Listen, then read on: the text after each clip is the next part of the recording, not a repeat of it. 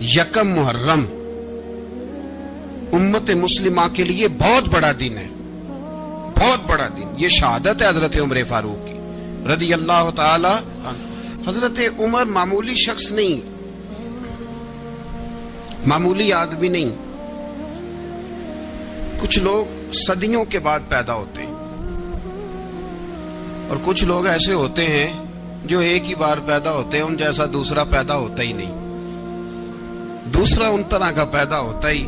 حضرت عمر رضی اللہ تعالی عنہ جیسی شخصیات پیدا ہی نہیں ہوتی دوبارہ. سارے صحابہ در رسالت مآب پہ خود آئے. یہ وہ عظیم شخص ہے جسے اللہ کے محبوب نے اللہ سے مانگ کے لیا، کہا اے اللہ یہ مجھے دے دے. اللہ سے مانگ کے لیا. یہاں چھوٹی چھوٹی باتوں پہ گورنمنٹ چھٹی کرتی پھرتی ہے، چھوٹی چھوٹی باتوں. الیکشن ہو گیا تو چھٹی، فلاں جگہ پہ تھوڑا سا کسی نے خبر دے دی کہ کوئی پریشانی ہے تو چھٹی، فلاں جگہ یہ ہو گیا تو چھٹی. یہاں تک کہ فلاں وزیر صاحب فلاں علاقے میں آئیں گے تو سارے علاقے کو چھٹی. اور اب تو اس سے بڑا حال ہونے لگا ہے، اگر جن لوگوں کی سندھ میں حکومت ہے ان کے لیڈر کا دن آیا تو اس دن چھٹی، اور جن کی پنجاب میں حکومت ہے ان کا دن آیا تو چھٹی. ہمارا مطالبہ ہے حکومت پاکستان سے، اگر سر اٹھا کے جینا چاہتے ہو تو یکم محرم کو چھٹی کیا کرو. اگر سر اٹھا کے جینا چاہتے ہو تو یکم محرم کو چھٹی کرو جناب عمر کے دن. اور ملت کے جوانوں کو بتاؤ کہ اگر عزت کی زندگی جینا چاہتے ہو تو اس طرح جیو جس طرح فاروق اعظم جی کے گئے ہیں. عزت اور وقار کی زندگی. جمہوریت حضرت عمر سے سیکھنی پڑے گی، حکومت کرنے کے طریقے حضرت عمر سے. رعایا کو سیکھنا پڑے گا کہ امیر کس طرح بنایا جاتا ہے اور امیر کس طرح کے ہوتے ہیں. یہاں لوگ ہمیں یورپ کی مثالیں دیتے ہیں، لوگ یہاں ہمیں آ کر کے امریکہ کی مثالیں، انہیں کیا پتا حکومت کیا ہوتی ہے. وہ کہتے ہیں جی وہ سائیکل پہ جاتا ہے ان کا حکمران. میں نے کہا وہ سائیکل پہ جاتا ہے؟ میرے عمر فاروق مدینے سے مکے گئے تھے تو پیدل ہی حج کرنے چلے گئے، پیدل ہی. اور جناب عمر فاروق رضی اللہ تعالیٰ عنہ عید کی نماز پڑھانے گئے. عید کی نماز عمر خطبہ عید دینے گئے. اور اس زمانے میں کون سا غریب ہے جو ننگے پاؤں جاتا ہو؟ کون سا غریب ہے جو مسجد ننگے پاؤں جاتا ہو؟ لوگوں نے تو 3 قسم کی چپلیں رکھی ہوئی ہیں. ایک مسجد جانے کی علیحدہ ہے، گھر پہننے کی علیحدہ ہے، شادی بیاہ پہ جانے کی چپل علیحدہ ہے. حضرت عمر فاروق رضی اللہ تعالیٰ عنہ نکلے عید کا خطبہ دینے کے لیے تو بیوی سے کہنے لگے جوتا.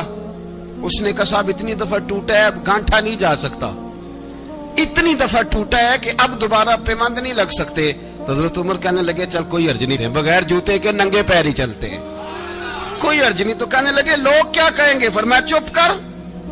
لوگ جس دن عمر نے یہ دیکھ لیا نا لوگ اس کے بارے میں کیا کہتے ہیں، اس دن عمر نہیں رہے گا. تو کہا پھر آپ کا نظریہ کیا ہے؟ فرمایا میرا نظریہ یہ ہے کہ رب رسول میرے بارے میں کیا کہتے ہیں. لوگوں کا کیا ہے؟ لوگ کل کسی کے بارے میں کچھ کہتے ہیں اور پرسوں کچھ کہتے ہیں. میرا نظریہ یہ ہے کہ رب رسول میرے بارے میں ننگے پیر عمر جا رہے ہیں. کون جی؟ میں بڑا ماڑا. اچھا جناب کیا غربت ہے؟ 10 قسم کے جوڑے لٹکے ہوئے ہیں کمرے میں اور پہننے کی فرصت نہیں. سویرے کیا پہننا ہے، شام کیا پہننا ہے، 15 سوٹ کٹھے استری ہو کے لانڈری والا بھیج رہا ہے. اور تو غریب ہے، تو بہت بڑا غریب ہے. اس لیے کہ غربت پیسوں کی وجہ سے نہیں ہوتی، غربت تو دل کی ہوتی ہے. تو واقعی بڑا غریب ہے اور تو غریب ہی رہے گا. امیر تو عمر فاروق تھے جو ننگے پاؤں چلے گئے عید کی نماز پڑھانے. تو رستے میں جو ملا کہنے لگا عمر جوتا تو پہن لو. فرمایا تمہیں عمر کا جوتا نہ پہننے کا نقص تو نظر آیا ہے، کوئی حرج نہیں. اگر عمر کو کبھی بتانا ہوا تو وہ والا نقص بتانا جو عمر کی سیرت میں پیدا ہو، کردار میں پیدا ہو، وہ والا نقص بتانا. یہ چھوڑو جوتے آتے جاتے رہتے. ننگے پاؤں گئے، پاؤں دھوئے، نماز پڑھائی، لوٹ آئے. او بھائی یہاں تو ہمارا بناؤ سنگار اترنا، جتنی توجہ کپڑوں کی طرف ہے اتنی توجہ کبھی ہماری علم کی طرف ہوتی نا، جتنا ذوق شوق ہمارا بناؤ سنگار کی جانب ہے اتنا بناؤ سنگار کبھی ہمارا اخلاقیات کی جانب ہوتا تو معاملات بڑی حد تک سنورے ہوئے ہوتے. حضرت سیدنا فاروق اعظم رضی اللہ تعالی، اپنی زندگی کو ترتیب دیا. ایک دن بھی خلافت نہیں مانگی اللہ سے. حضرت عوف بن مالک اشجعی ایک صحابی ہیں. حضرت عوف بن مالک رضی اللہ تعالیٰ عنہ فرماتے ہیں کہ جناب ابو بکر صدیق کا زمانہ تھا تو میں نے خواب دیکھا. میں نے خواب میں جناب عمر کو دیکھا اور میں نے دیکھا کہ کوئی کہنے والا کہہ رہا ہے کہ عمر وہ ہے کہ اللہ کے رستے میں کوئی اسے جتنا مرضی برا بھلا کہے یہ پرواہ نہیں کرتا. کس کے رستے میں؟ بولے سارے. اس کا مطلب ہے اللہ کے رستے میں لوگ برا بھلا بھی. قرآن مجید نے کہا وَلَا يَخَافُونَ لَوْمَةَ لَائِمٍ.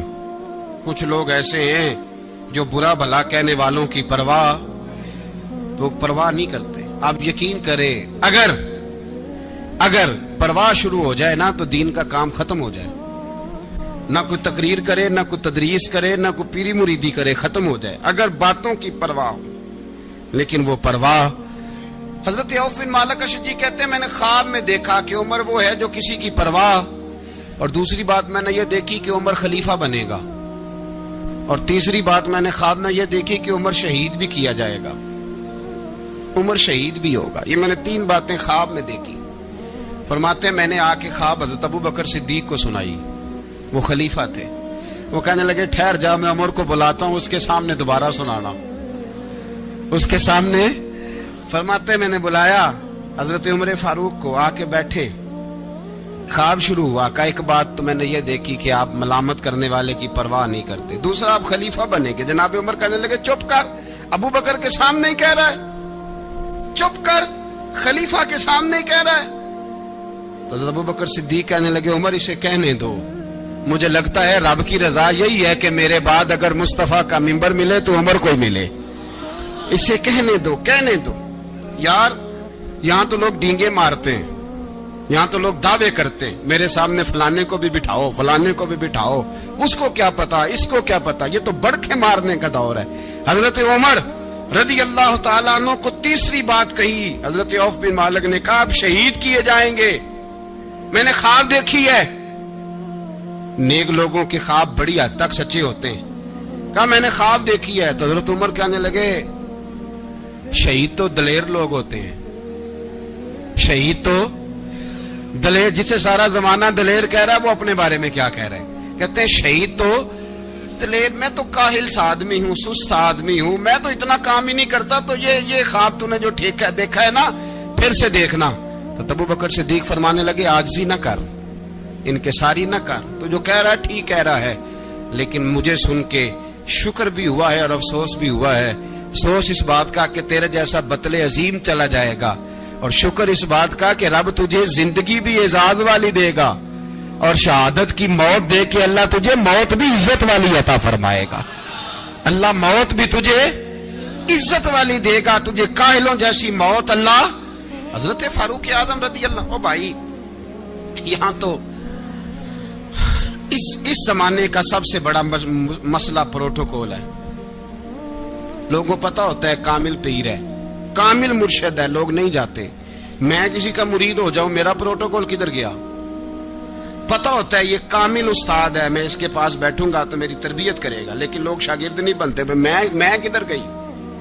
یہ پروٹوکول کی مصیبت ہے نا، اس نے بڑے بڑے لوگ زیرو کر دیے، بڑے بڑے لوگ. اور یہ مت سمجھے کہ آپ کا وزیر اعظم پروٹوکول لیتا ہے یا آپ کا صدر پروٹوکول، وزراء، ایسی کوئی بات نہیں. ہم چھوٹے طبقے سے لے کر بڑے سارے پروٹوکول کے قائل ہیں. ہمارا تو داماد بھی کہتا ہے کہ مجھے پوچھا نہیں میں تمہارے گھر کیوں آؤں. ہمارا تو بھائی ہر شخص اعلان کرتا ہے پروٹوکول کا. فلانے نے عزت نہیں دی تو واپس آ جاؤ، فلانے نے سلوٹ نہیں کیا تو واپس آ جاؤ. لوگ جہاں سلوٹ کرنا چاہیے وہاں بھی سلوٹ کرانے کے قائل ہیں. پر حضرت عمر رضی اللہ تعالی، حضرت عمر کی سادگی اور پھر جناب عمر کی عاجزی، جب انسان اپنے اوپر سوار کر لیتا ہے نا، سوار کر لیتا ہے. میں بدکار پرانا خادم، کسے در ملی نی ٹوئی، اتے واصف یار نے نظر جو کیتی تے واصف ہی. میں اکثر سوچتا ہوں حضور نے جہاں بھی کہا نا، فرمایا میرے بعد نبی ہوتے تو خطاب کے بیٹے عمر ہوتے. حضور نے فرمایا عمر جس رستے سے جاتا ہے شیطان وہ رستہ بدل جاتا ہے. نبی پاک صلی اللہ علیہ وسلم نے فرمایا میرا عمر وہ ہے کہ اس کی زبان پر حق جاری ہے. حضور علیہ الصلوۃ والسلام نے فرمایا 950 سال حضرت جبریل میرے عمر کی شان بیان کریں تو ان کی عظمت ختم نہیں ہوتی. 950 سال جبریل عظمت بیان کرے تو ختم نہیں ہوتی. یہ بات ہے حضرت عمر کی. اور فرمایا عمر ابو بکر کی نیکیوں میں سے ایک نیکی ہے. یہ شان ہے اب عمر فاروق رضی اللہ تعالیٰ عنہ کی. حضور نے فرمایا میرے بعد نبی ہوتے تو عمر ہوتے. جس گلی سے عمر آئے شیطان رستہ بدل جائے. میرے عمر فاروق کی شان 950 سال بیان ہو تو ختم نہ ہو. عمر کی زبان پر اللہ حق بیان کرتا ہے. جو عمر کہتا ہے وہی رب کر دیتا ہے. حضور ساری زندگی فضیلتیں بیان کرتے رہے. عمر جواب میں کیا کہتے ہیں؟ کوئی بتائے نا کہ یہ والی حدیثیں کبھی عمر نے بھی روایت کی ہوں کہ حضور نے میرے بارے میں یہ کہا ہے. یہ روایتیں وہ روایت نہیں کرتے. ان سے جب لوگ کہتے عمر تیری بڑی بات ہے تو عمر رو پڑتے. کہتے میں تو اونٹ چرانے والے باپ کا بیٹا ہوں. میں تو اونٹ چرانے والے باپ کا بیٹا. اونٹ چرا اس سے آگے عمر گئے ہی نہیں ساری زندگی. اس سے آگے لفظ ہی نہیں ادا کی. اور میں تو بھائی اونٹ چرانے والا. میرا باپ تو اونٹ چرایا کرتا تھا. 10 اونٹ تھے. میری ڈیوٹی ہوتی تھی سنبھالے نہیں جاتے تھے. ابا ڈنڈوں سے مارتا تھا. ساری زندگی عمر حج کرنے گئے. ایک خشک تنا کھجور کا عمر فاروق رضی اللہ تعالیٰ عنہ نے اس کو اپنے کلاوے میں لیا. رونے لگے. لوگوں نے کہا عمر کیا ہوا؟ فرمانے لگے یہاں میں اونٹ چرایا کرتا تھا. یہاں میں اونٹ چراتا تھا. 10 اونٹ سنبھالے نہیں جاتے تھے. دیکھو رسول اللہ کی شان. آج ساری امت چلانے کا طریقہ عطا فرما دیا ہے. ساری نظریے سے پیار. یار پیسہ کس کو برا لگتا ہے؟ آپ جس آدمی کی 50 کروڑ کی پراپرٹی ہے اس کو پوچھیں سب سے غریب آپ کو وہی نظر آئے گا. وہ کہے گا میں ٹائٹ ہوں. حالات بڑے. میں کئی بار پوچھے انہوں نے میں کہے تو ترجمہ بھی 10 چھڑوں کی ہمیں تو سمجھ نہیں آتی. اور ٹائٹ حالات کون سے ہوتے ہیں جی؟ جس آدمی کا کروڑوں میں کاروبار ہے نا اس کو آپ چھیڑے وہ رونے لگ جائے گا. رونے تو کئی میں نے ایسے دیکھے کرائے کا مکان ہے. ان سے پوچھے صاحب کیا حال ہے تو کہتے ہیں جتنی اللہ نے شان والی زندگی ہمیں عطا کی ہے کسی کو نہیں دی ہوئی. اس کا مطلب ہے خوشی بھی یہی ہے اور غم بھی یہی ہے. اندر سے خوشی ہے. اندر سے ہی تو نے اگر راضی رہنا ہے تو ادھر سے رہنا ہے. ناراض رہنا ہے تو بس اپنے آپ کو خوش رکھے گا تو ہو جائے گا. سارے صحابہ مل کے آئے. کہنے لگے عمر فاروق سے کہنا ہے نبی پاک کے زمانے میں تو ظاہراً غربت تھی. ابو بکر کے دور میں بھی غربت تھی. اب تو بڑا محال ہے. عمر سے سفارش کرو کہ عمر نیا کرتا پہنا کرے. ملکوں کے سفیر آتے. عمر وہی پھٹی پرانی چادر اوڑھ کے اور وہی کئی جگہ پہ پیوند لگے سوٹ پہن کے سفیروں کے سامنے بیٹھ جاتا ہے. عمر کو مشورہ دو. طے ہو گئی بات. سب نے جب مشورہ دے لیا تو سارے کہنے لگے یہ بتاؤ شیر کی مونچھ کو ہاتھ کون لگائے گا؟ کہنا کس نے ہے؟ بندہ بھی تو ڈھونڈو نا. نے کہا جناب میرا یہ خیال ہے کہ مولا علی شیر خدا کہیں گے. کیونکہ جس شخص کی عمر کو سب سے زیادہ حیا کرتے دیکھا وہ شیر خدا مولا علی ہے رضی اللہ تعالی علی کہیں گے. اس لیے کہ جناب علی تو کئی دفعہ جب گفتگو کرتے تھے تو حضرت عمر چپ کر جاتے تھے اور فرماتے تھے علی نہ ہوتا تو میں ہلاک ہو جاتا. تو کہا علی سے کہو. جناب علی شیر خدا کو بلایا. کس کام کے لیے جی؟ اللہ اکبر. یہ ذرا آپ نے اس دور پہ اس بات کو ذرا لاکا جناب ان سے کہیں کہ زیادہ نہیں ایک کرتا نیا پہن لے. سفیر آتے ہیں وزیر آتے ہیں تو ایک کرتا نیا پہن لے. حضرت علی کو بلایا. آپ فرمانے لگے کوئی اور بات ہوتی تو میں کہہ دیتا. یہ والی میں نہیں کہہ سکتا. کوئی اور ہوتی تو میں عمر کو کئی دفعہ کہہ دیتا ہوں. جلال میں بھی تو سن. یہ والی میں نہیں کہہ سکتا. میں تمہیں ایک مشورہ دیتا ہوں. کہ وہ کیا؟ کہنے لگے سیدہ عائشہ صدیقہ سے کہو. وہ مومنوں کی ماں ہیں. عمر ٹالے گا نہیں. اماں جی سے جا کے کہا اماں جی نیا کرتا عمر سے کہیں پہن لیں. وزیر آتے ہیں بڑے بڑے لوگ تو چلو کوئی حرج نہیں. اماں جی نے کہا اچھا کوئی بات نہیں میں بلا لیتی ہوں. جناب عائشہ نے پیغام بھیجا. جب خادم نے کہا نا مصطفیٰ کے گھر سے پیغام آیا ہے تو 20 لوگ بیٹھے تھے. عمر کانپتے ہوئے اٹھے. کانپتے دوڑے. حضرت عائشہ پردے میں تھی تو فرماتی ہیں عمر اتحیات کی حالت میں بیٹھ گئے. کہا اماں جی دیر تو نہیں ہو گئی مجھے آنے میں؟ کہا نہیں ٹائم پہ آ گئے ہو. کس لیے بلایا تھا؟ کہا عمر دیکھو غربت کے معاملات اور ہوتے ہیں، جب اللہ آسانی دے تو کوئی چیز استعمال کرنا حرام نہیں ہوتی، اگر حرام ہے تو بتاؤ. کہا نہیں اماں جی حلال ہی ہے. تو فرمایا پھر اتنے سفیر آتے ہیں، مشیر آتے ہیں، اب تو مال غنیمت بڑا آتا ہے، ڈھیر لگ جاتے ہیں مسجد میں، تو چل ایک نیا کرتا تم بھی پہن لیا کرو، اور آپ نیا کرتا پہنو گے تو دھاک بیٹھے گی غیروں پر. تو صحابہ کا مشورہ ہے کہ آپ نیا لباس پہنے. اماں جی کہتی ہے میں نے حکم دیا تو عمر چپ کر گئے، گردن جھک گئی. تھوڑی دیر کے بعد سیدنا عمر فاروق نے سر اٹھایا تو داڑھی پہ آنسو گر رہے تھے، رو پڑے. کہنے لگے پاک محبوب کی پاک بیوی جیسے حکم کرتی ہو میں حاضر ہوں، پر مجھے وہ والا لباس پہنانا جو میرے مصطفیٰ نے پسند فرمایا ہے. اگر یہ رنگ رسول پاک کا ہے تو میں حاضر ہوں، اور اگر نبی پاک کا نہیں تو پھر جیسے آپ حکم کریں. جناب عائشہ کہتے ہیں عمر روئے تو میں زیادہ روئی، میرا پلو بھیگ گیا آنسوؤں سے. میں نے کہا عمر آپ جائیے. عمر یوں نکلے تو جو صحابہ کھڑے تھے وہ کونے میں تھے، سارے آ گئے. کہا اماں جی کیا بناؤ؟ فرمایا بھائی تم سب جو باتیں کہتے ہو وہ اپنی جگہ ٹھیک ہیں، پر عمر جو بات کرتا ہے وہ سب سے زیادہ ٹھیک ہے. عمر جس پہلو پر بات کرتا ہے وہ یار ایسی عاجزی، ایسا رنگ، ایسا انداز، ایسا طرز حیات، ایسی زندگی. اولاد کے معاملے میں لوگ بزدل ہو جاتے ہیں، بزدل. پر حضرت عمر کا بیٹا مصر گیا، وہاں سے کمائی کر کے لایا، تجارت کرنے گیا، لاکھوں کا مال. کون سا باپ ہے دنیا میں جس کا بیٹا باہر سے پیسے لے کے آئے تو ابا تفصیل پوچھے کہ بیٹا کہاں سے کمائے، کہاں سے لایا، کتنے ملے، کیوں آئے؟ کون سا باپ تفصیل پوچھتا ہے؟ ابا تو کہتا ہے لا صحیح، اور تعریفیں کرتا ہے میرا بیٹا بڑی کمائی کرتا ہے. کبھی پوچھا ہے اس سے کہ ڈیوٹی صحیح دیتا ہے کہ نہیں؟ کبھی پوچھا ہے کہ تو ایمانداری کی روزی لاتا ہے کہ حرام کی کماتا ہے؟ یہ باپ کی ذمہ داری ہے، یہ اماں کی ذمہ داری ہے. پھر کہتا ہے بیماری کیسے آ گئی، پریشانی کیسے آ گئی؟ تو نے کبھی سوال کیا اپنی اولاد سے؟ حضرت عمر فاروق رضی اللہ تعالیٰ عنہ کا بیٹا مصر سے پیسے کما کے لایا تو جناب عمر نے بلایا، فرمایا بیٹے اتنی تو تیرے پاس راس ہی نہیں تھی، تھوڑے سے تو پیسے لے کے گیا تھا، اتنی کمائی کیسے ہو گئی؟ اتنے تو پیسے نہیں تھے صاحب، کہاں سے کمائی لائے؟ اس نے کہا ابا جی وہ جو میرے چچا ہے نا مصر کے گورنر، آپ کے دوست، انہوں نے میری مدد کی ہے. فرمایا جتنے لوگ گئے تھے سب کی ہے مدد اس نے؟ کہا نہیں صرف میری کی. فرمایا تیری کیوں کی؟ تیری کیوں کی؟ کہا حضور آپ کے دوست ہیں. فرمایا چپ کر، حضور انہوں نے مجھے اتنے پیسے دیے، میں نے کاروبار میں ڈالے تو نفع آیا تو میں ان کی رقم دے کے. فرمایا خاموش ہو جا، باقی جتنے لوگ گئے تھے سب کی مدد کی اس نے؟ کہا نہیں حضور صرف میری کی. فرمایا اس نے تیری مدد نہیں کی، اس نے خلیفہ کے بیٹے کی مدد کی، اس لیے کہ وہ خلیفہ کو اپنے حق میں نرم کر سکے.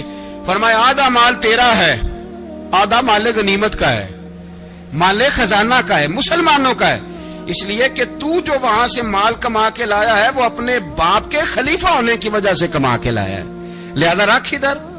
یہاں کہتے ہیں کدھر سے آیا، کیسے آیا، کون سا حساب دیں، کیا کریں؟ او بھائی حضرت عمر رضی اللہ تعالیٰ عنہ کا اپنی اولاد کے بارے میں یہ رنگ ہے. ایک جنگ سے نا خوشبو آئی، خوشبو بڑی مہنگی ہوتی تھی، عرب میں خوشبو آج بھی بڑی مہنگی ہے، وہ زیادہ استعمال کرتے ہیں. میری باتوں کی سمجھ آ رہی ہے میرے بھائیوں؟ بڑی مہنگی خوشبو تھی.